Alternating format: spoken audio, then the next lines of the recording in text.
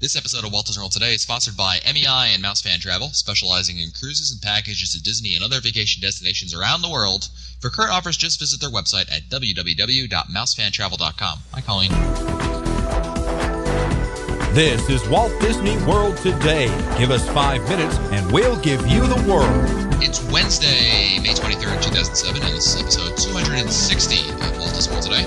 I'm Matt Hodgeberg from MGMstudios.org. On the show today is Mike Newell of Mouse World Radio. Welcome, Mike. Mangialo, everybody.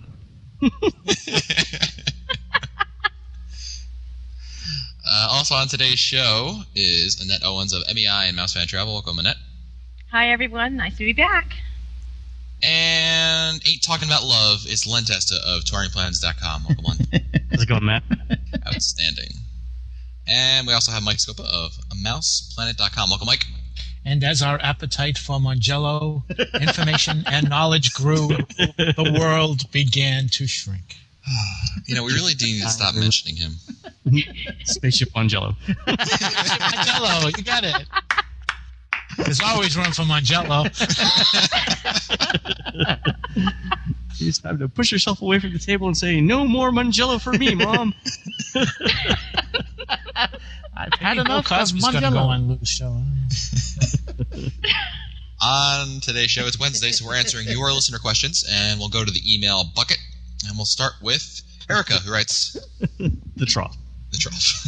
Hi, guys. Just listening to your latest podcast, and I want to let y'all know that there is a cookbook filled with the food recipes from the different kiosks at Food and Wine Festival. I know I personally have 2 of these from 2 different years. The only place I am where you can purchase these cookbooks, though, is the main headquarters where they sell the wine, not at the various kiosks that sell T-shirts. Oh, we should get one. I would so make some of those recipes. There you go. So where's the main kiosk? Is that near Where they sell the wine. Italy? Where they sell the wine. Where do they sell the wine? That area to the left of France. Where? It's like half the park to the left of France. To the left of Or did you mean politically to the left? I of have not had any wine. So Yeah, China, and that would be it. But okay. It's in the bar. This next email is, I can already foresee that Len will have a great answer for this question. What? Are you ready for this one, Len? Sorry. Sure. It comes from Steve in Miami, who writes, okay, I can't see... Medina? Oh. Medina. Yeah, that would be Medina. Steve. We have no other listeners in Miami. No, name's Steve. Okay, I can't stay quiet any longer. What is the deal with the toilet paper at the parks? Knowing how much people eat all day... I was talking about this the other day. Hold on, let me finish the email first. Knowing how much people eat all day, the people who manage the department have to know that there's a pretty good chance we're going to have to go number 2 eventually. Why in the world would they stock the stalls with a less than single-ply paper? Ugh. I end up using yards and yards of it. From now on, they should advise the visitors to BYOTP. I'm sorry to vent like this, but it's probably my only complaint about Walt Disney World, so I have to milk it. Thanks. Oh, Steve, where do I see you? I don't have an idea to spare. Oh, my Len? You know, it's funny because the So the TP actually at the Value Resorts isn't that great either. You actually have better toilet paper at Chick-fil-A. Have you done a thread count, Len? There's no point. I've actually done a comparison. There's just, I was mentioning it to Bob one day. I said, really, the toilet paper at Disney World and Value Resorts, not that good, not that absorbent. It's almost like wax paper. Okay. I don't know. We have to bleep this whole thing out. I swear to God. Yeah, who knows if this segment's even going to make the air? You know what's really funny though, because I've actually rated like my favorite bathrooms in each of the parks. So there's one by the Pirate and the Parrot in Adventureland. No one ever goes there. Clean, It's great. quiet. Steve, next time you go down, go to the supermarket. They sell these flushable wipes that come in this little plastic carrying case. It's small. It's not one of those big boxes. It's a small one that you can put in a bag. Bring that with you. That'll save your hiney. I just have to jump in here and say I think this is quite hilarious that this is 4 men going on and on about toilet paper when It really women always is. complain about it all the time. It is really bad. Steve's right. I mean, it's just really poor quality. It is. I mean, especially at the Value Resorts. I'm telling you. It's that Really industrial worse- paper, that that they get for. It is less than if they can make it like 3/4 ply, they would. And I'm telling you, it's about as absorbent as wax paper. Yeah, Yeah. You're right about that. And there's no colors either. All I'm asking for. We want a little quilted You know- paper. That's all we have. Quilted, little flowers on there, and Oh Lord. Minnie or Mickey, Oh my God. Oh my gosh. Next email is from Gary Hasty, who writes, "We're not DVC members, but want to give it a try. This summer, we wanted to rent or buy points and stay at a Disney Vacation Club on Hilton Head Island to get a feel for what Disney Magic get a feel of Disney Magic off-site. Can y'all recommend the best way to find DVC members wanting to sell this year's points and/or what the process is?" you will. Best place has got to be the Disboard. Disboard's DVC board. Where I go. Yeah. Yeah, just go over there. I will put a link in the show notes for you, Gary. And These strict rules though around posting and stuff like that, but once you can get past that, you'll be fine. No, I mean like you have to specify. Well, there's that, but then you have to specify using certain verbiage in your subject line, and it has to be like exactly right. And then there's if you're buying points and if you're selling points, the verbiage has to be exactly this or that, and it's like. If you're well, here's the thing. I mean, it's fine. I mean, in the offer service, if it's that important, offer a form so people can't screw it up, rather than have somebody post it and then delete it. there you go. So, Offer so a if, form. so if you do it wrong, what do you get back? You get deleted. No DVC for you. 1 year. Yeah, The DVC Nazi, huh? yeah, something like that. Next email is from Jim from Denver, who writes, "Scopa had a comment about walk-up reservations in MGM, with one terminal being able to check all of the schedules around the park. On our honeymoon trip in 1996 to Walt Disney World, my wife and I discovered that we can get a table reservation for any restaurant from any other restaurant. We were in Magic Kingdom and wanted to eat at Teppanyaki and Epcot. The cast members at the Plaza restaurant were able to reserve the table for us so that by the time we got there, out on the mountain and walked over to the World Showcase, we were seated right away. On a somewhat related note, you know your audience is better than I do, but there are some great places to eat that aren't so jam-packed, particularly off-peak if you drop the value requirement. We try to hit the first week of October and are always empty. There are always empty tables when we're dining at Victoria and Albert's. Bistro de Paris is also relatively uncrowded and makes for a nice view of Illuminations." Cool. Jim also writes, "Come to think of it, I'd love to hear your thoughts on a show, Walt Disney World for Rich Bastards. How to get the absolute premium Disney experience when money is no object. The luxury suites, particularly at Animal Kingdom Lodge, concierge rooms, dining at Victoria and Albert's, the wine room and California Grill or Jico, that kind of thing." Who's funding this little foray? That would be better known as the Len Testa Show. Yeah, exactly. I think we should do that for Mass Fest, though. I think we should all stay in it, or more appropriately, I think I should stay in the suite, and we can open up to like hors d'oeuvres in the afternoon for our listener. Our listener. Way to sacrifice yourself there. I know. Take one for the team. Take Be the one sweet for the life. team, boy, It'd be like the sweet life of WDW today. The Fresh Is Prince. that the cute kids running around the room? Yeah. There you go. Annette, get on that. The Right Fresh on. Prince of Lake Buena Vista. Next email is from Tim from Rhode Island, who writes, "Hey guys, really enjoy the show. I have heard some users on the dining plan that say they encountered poor service as a result of being on the plan versus those who were paying for their entire meal dollar for dollar. I guess the thinking is that if the server has the tip already calculated into the bill, then there's no real motivation to provide good service. Do you think that this is poor service reports are truly due to the dining plan, or is it simply just a case of getting an unhappy server, which certainly couldn't happen with or without the dining plan?" I mean, I've not heard that at all. And we get I think this is not thousands of emails on the dining plan. Yeah. It's not a common thing by any stretch of the imagination. No, it just might have been a bad night. I've used the dining plan recently and not used the dining plan and had great service both times. Yeah, I just think it's probably just a case of, bad day for the cast member. I think so. Next email is from Megan, who writes, "Hope you can get this before we go to Disney this May 2007. Well, it's still May. Maybe. It's still May. Right, Megan. Oh, well. I mean, yeah. Hey, Well, we'll hope you did the right thing when you come back from your trip. We will be staying at the Dolphin due to a conference. I really want to take advantage of everything while I'm there. I'm getting the book. Ding. But I would like a question answered soon so I can continue with my planning. Oops. Here's my question. Can guests at the Dolphin enter through the World Showcase gates to access Future World before World Showcase opens? I'm especially curious because we will have the breakfast at Ohana, and if we can cut through Epcot to get to the monorail, maybe we could save time on transportation. The answer is yes, but you just can't go through and go right. You can't go. You can go through United Kingdom and Canada, but that's about it. Yeah, but I don't think you're going to save much time if you're coming from your resort and trying to get to Ohana, right? Wait a minute, no. They're trying to get to Ohana from... Dolphin. I would think... I don't know. What do you think of it? You're taking a lot of risk on walking through the park, getting the monorail. Then you're going to have to jump on the other monorail. I don't know. Depending on the time of your reservation too. Better off taking a bus because you go directly to the front of the Magic. You get to TTC, right? Front and of then walk right over. Or even the Magic Kingdom, yeah. And then you have the resort monorail loop is a little more consistent. I would go for that personally, and of course, renting a car would always be the best option. You can rent it right there at the Dolphin. So there you go. Just do a 3-hour rental. Kelly from Virginia is our next email. She writes, greetings to all of you.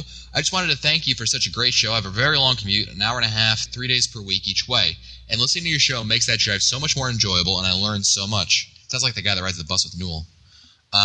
Currently planning a trip next May. This guy. I'm currently planning a trip next May to the world for my husband's 60th birthday, and we're thinking about staying at the Beach Club. I would love to hear all your thoughts, good and bad, and help us decide on whether or not to stay here. Annette? If Annette was here, I think what Annette would say is, what you really need to do is buy a guidebook. Well, what do you think of the Beach Club, Len? I like the Beach Club. I like its proximity to Epcot. In terms of theming, it doesn't really do anything for me. Service is great. It's easy enough to get around at. Food is just okay. Rooms are comfortable enough, but it needs updating. I think it's just okay. Yeah, I mean, I think it's... Well, how would you compare it, Len, to staying at Yacht Club or Boardwalk? Boardwalk. Boardwalk's better? I think so, only because of the dining options. The slides the pools are a little bit better at Yacht and Beach Club, but I like the dining options and a little bit better over at Boardwalk, yeah. Next email is from Dan Cohen. He writes, hello all. I started listening to your show recently and love it. I'll continue to listen and already planning my family's next vacation. I have a few questions. Are there restaurants in the Magic Kingdom Epcot where fireworks and or parades can be seen? I hate crowds, but want my kids to be able to see both. Not in the Magic Kingdom. Can you eat outside on Pecos Bill? Yeah, the Tomorrowland Terrace, the noodle place. Crystal Palace, Len? From inside the Crystal Palace? If you had a window seat? Inside. I don't think so. I think you're going to be blocked by people. You have a better chance at the Tomorrowland Noodle Station. Yeah, that's a good point. Porch, maybe. Doesn't the parade go right by? And the Plaza Restaurant. Annette?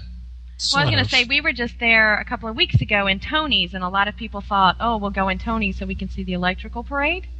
And that backfires on you completely because everybody's standing in front of you. You got to see a people ahead of you. I mean, you can see the tops of the floats, but that's about it. Yeah.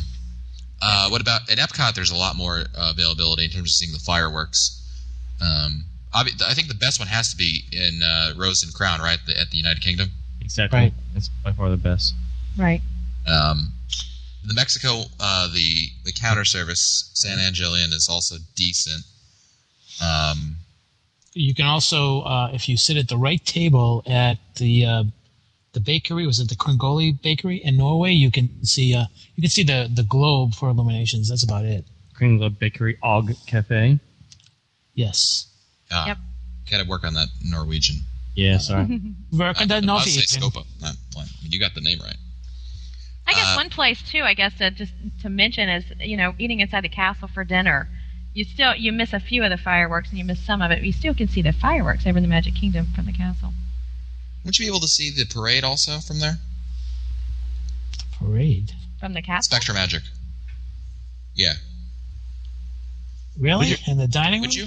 In the dining room? Because the dining room's looking back at the carousel. Which theme park are you talking about, Matt? That would be no. That would be the answer to that would be no. Then. No. Sorry. In the words of Len, I was wrong. Dan also wants to know, do you have any tips or information if I'm attending the Halloween festivities at Walt Disney World? I'm thinking about taking my family specifically during that time, and if we go, I want to maximize our time over there. We love Halloween, and I've heard it is great during that season. Oh, I'm sure that the touring plans for the Mickey's Not So Scary Halloween Party can be found. Yes. Do I have to say it? On the site. Well, there's also I'll also link to the. No, but shamelessly neglected, not shamelessly, but neglected to mention that he actually helped on those touring plans. So thank you very much on that. We should also mention that we've done some shows on it, and I'll link to those. Sorry, what? Next email is from Matt from Washington, D.C., who writes, Matt, Mike, and Len. Regarding your recent show on the death of spontaneity of dining, I wanted to inform you all that the clutch dining decisions are not as hopeless as your show would lead listeners to believe. Just today, I booked reservations at a decent time, no less, to Crystal Palace, Kona Cafe, Tonga Toast fixes are hard to beat outside Orlando, San Angelina, and Beer Garden. I know this one isn't a difficult reservation for next weekend. Wow, Beer Garden, really? Yeah, Beer Garden. Who'd have thunk it? That's not bad at all. Next email is from Jenny from Orlando, Florida, who writes, this is in response to episode 226, The Death of the Spontaneity of Dining. I'm a local with an annual pass and spend most of my Saturdays at the parks. Last September, I made a reservation at California Grill, and they did take my credit card number and said they would charge $20 per person in my group if I didn't cancel with 24-hour notice. We definitely made that dinner. My solution for this problem would just be to have a certain number of seats just for walk-ups that day. Keep up the show. Wow, $20 per person? $20 per person if they didn't cancel within the 24-hour, at least 24 hours before. It's interesting that they do that. I wonder if that's insane. I wonder if they do that for all two-table service restaurants, or they just do it for the California Grill because people are using that for a viewing spot for the fireworks. Could just be that it's so popular too that they could do that. I don't like it. I think it's a overpriced restaurant that has very few tasty entrees, and that's just me talking. Blah, blah, blah. Next email is from somebody who didn't put their name in here. My wife and I will be coming down to Disney from October 25th to 29th. We belong to Disney Vacation Club, and we'll be staying at Saratoga Springs and have a studio. They offer the Disney dining plan as an option. I know that they've discussed this in the past, but I have a few questions. Is the plan worth it for us? Well, yeah, it depends on what you eat. Do you know the restaurants? Have you been there before? Do you know what you like? Do you know what you don't like? Do you know what your eating habits are? It could be worth it, Yeah, this email, by the way, comes from George and Lisa from Stafford, Virginia. Hey, kids. Yeah, definitely. Enough stuff's been written about the dining plan by all of us that I think it's you might want to check either our old show notes or our various websites. I think. Well, I think I would like to say that if anyone is going to Disney World for the very first time, I would not recommend going on the Disney dining plan because I really would doubt if you would have enough knowledge to properly use it to your advantage. I mean, I think that if you're returning and you've been there before and you know what kind of restaurants are there, you know what you like to eat, you know what your eating habits are, then I think it's worthwhile. But going there for your very first trip and being on the dining plan is taking a risk, I think. I think just to add to that, if you're only going for maybe a 3-day trip, you're not going to have a lot of time in the parks. And if you do that dining plan, you're going to be spending quite a bit of time at a table service. That's a good point. It's going to take out some of your time that you could just spend in the parks. Yep. Good point. George and Lisa also write, P.S. My wife, who also enjoys to listen but would not admit it, says I am hooked on your shows, but they are great. Nah. Next email is from Robert, who writes, I last went to Disney about 4 years ago, and they had the Fantasmic dinner package in which you booked an early dinner and then you got a guaranteed seat at Fantasmic. Does this package still exist? And do you still have to book it in person on the day of the Fantasmic show that you want to see, or has booking changed now due to the 180-day reservation situation? It's still available, and you can now book 180 days out, so that shouldn't be a problem for you, Robert. We discovered this a couple of shows ago, right? That's right. Yep. We just talked about how bad of an option it is, in our opinions. I'll put a link to that show for you, Robert. Next email is from Melinda of West Sacramento, California. Who writes, Hi, guys. I'm a new listener. I think the show is great. I started listening after I bought this year's unofficial... I started listening after I bought this year's unofficial guide. Nice, Len. Our plan is going Thank you. exactly as we planned. My fiance and I will be honeymooning in Walt Disney World sometime this fall. We had originally been planning on taking our trip in July right after the wedding due to work constraints. But then our dates became more flexible, and thanks to your helpful advice, we pushed the trip back to the fall. Now I'm looking at visiting during the Food and Wine Festival. I've had my heart set on staying at the Wilderness Lodge whenever we decide to go. My question is it really necessary to stay in an Epcot resort if you will be visiting the festival often, or is staying in any resort hotel okay? I'm not for sure that we'll go this year, but I just wanted to make sure in case perhaps for a future trip. Thanks a lot for all your great advice. I mean, so it's a fabulous idea to end every day at the Food and Wine Festival because, I mean, really, where you're going to get that diversity of... Waffle House. Of what? Waffle House? Oh, wait, diversity. Yeah, exactly. I mean, eggs one day, waffles the next day, back to eggs. Ham, don't forget. I like the Fiesta omelet, actually. But the platter. And get the hash browns instead of grits. You gotta go for All-Star Special. That's the best. So, anyway, it's rare to find those kind of dining options available in such a small area, outside of a major metropolitan city. So, and I don't love the Wilderness Lodge. I think it's an upscale moderate. I mean, it's an okay resort. The rooms themselves, I think, aren't as good as the theming.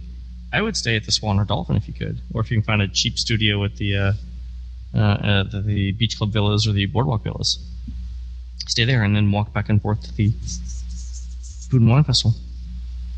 What do you think? Yeah, if that's the focus is yeah, to go and enjoy the food and wine, you want to be right there. And walking back and forth through the showcase, that's just part of the ambiance, too.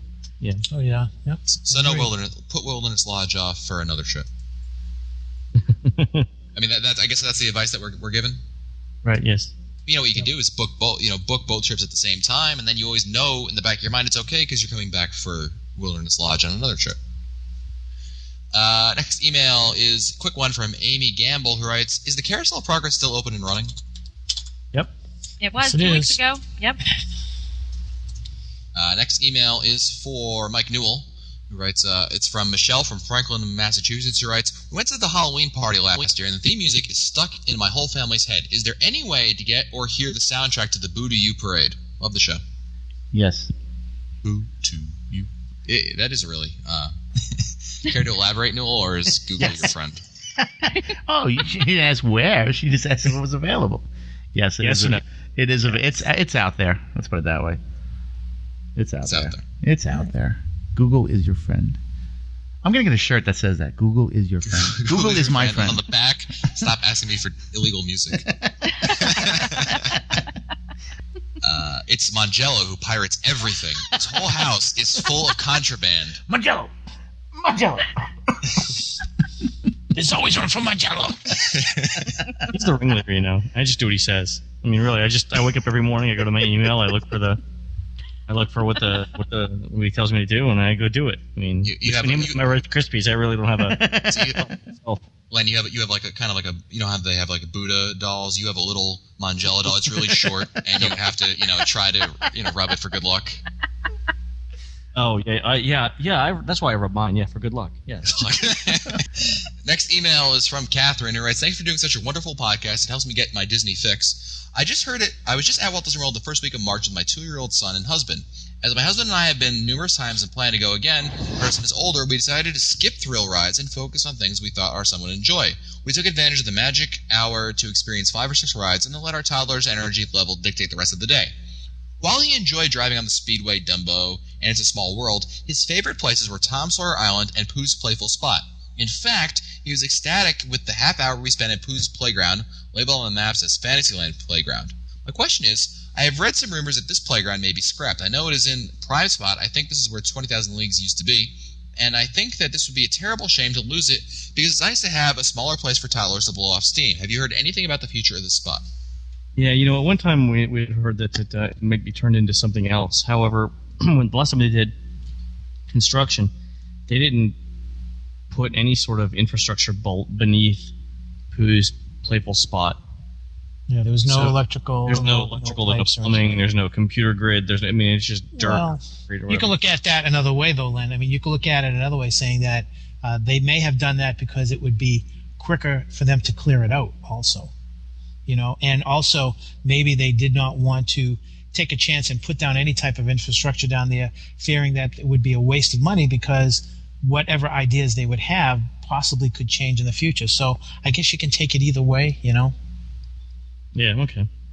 I mean, I don't if doing the infrastructure isn't that much money, then yeah, it's probably meaningless what we saw. But I would have thought that had they, once they tore up the ground, and they had any plans for any sort of anything definite, they would have laid some sort of groundwork, so to speak, for that right then and there. But they didn't. So that tells me that either the plans aren't concrete, I think, yeah.